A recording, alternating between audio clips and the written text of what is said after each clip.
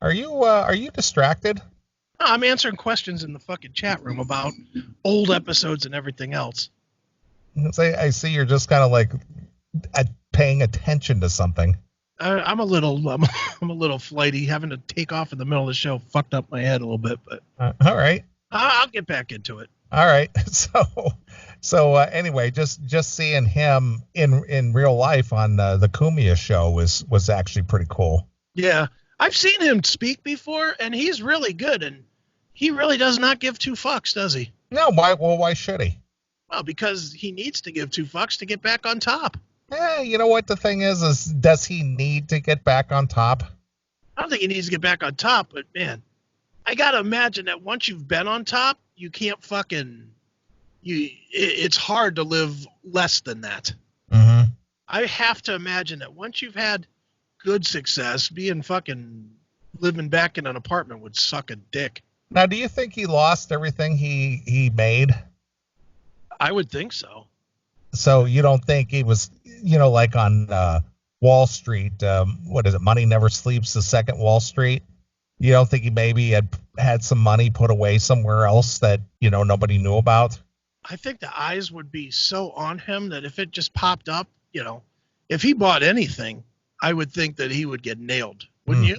I don't know. I don't know what, because obviously he served his time.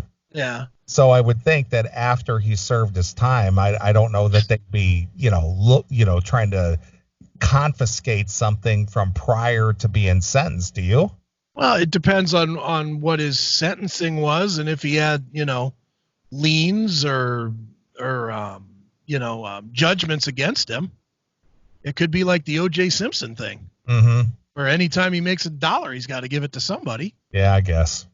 But he didn't kill anybody or anything. He just scammed the stock market.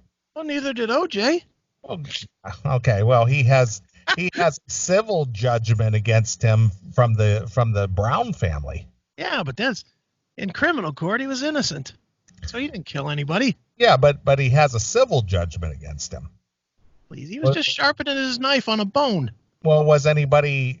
But the thing is he wasn't being sued by anybody that you're aware of, right? Oh, I don't know. I don't remember if all of the people that invested in him filed they had to have filed some class action suit or something, didn't they? Well, against the company. Yeah, that's true. Not against him personally. Yeah, I would imagine he was smart enough to have incorporated. Well, of course. He had that, what was his company's name? Number. But he had that his investments company. Yeah.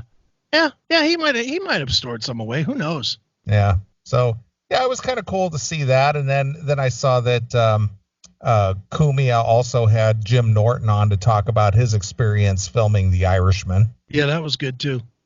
That was a good segment. Norton, I wish Ant and Jimmy could figure out a way to do a show.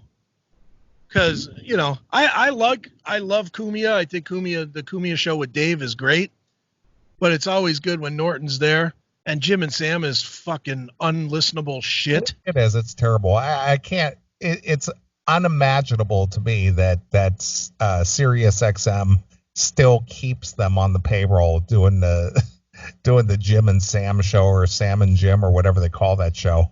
It's got to be because Norton is out there. Yeah, but it's not very good. Does anybody listen to that to make it worth having, the airtime? Probably the same people that ever listen to the Oprah channel or Shade 45 with Eminem, and same result, really. Jamie Foxx, the Foxhole. Remember all those channels? Ugh. They were all garbage.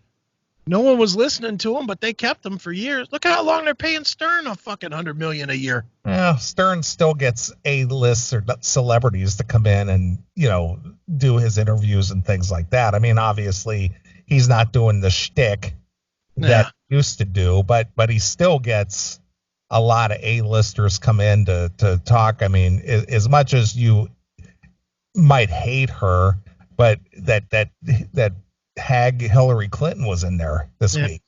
I saw that, and Howard fucking threw nothing but beach balls at her. Oh, he did. He kissed her. He kissed her big fat ass. What a fucking pussy. I know. It's just like, dude, you had more integrity than that years ago. Yeah. He is the definite epitome of sold out. He is a sellout. Yes. You know, there's no other way you can put it. And you know what? God bless him for that. You know what? For $100 million a year, I might do fucking happy time radio too. I ain't gonna lie. That's a lot of money. That's a lot of living any way I want to when the microphones are off. I think I could be like, Hillary, you're the best. For $100 million a year, you couldn't do that 3 days a week? Maybe. 4 hours a day? And I forgot that it's only 3 days a week too. 3 days a week, 4 hours a day.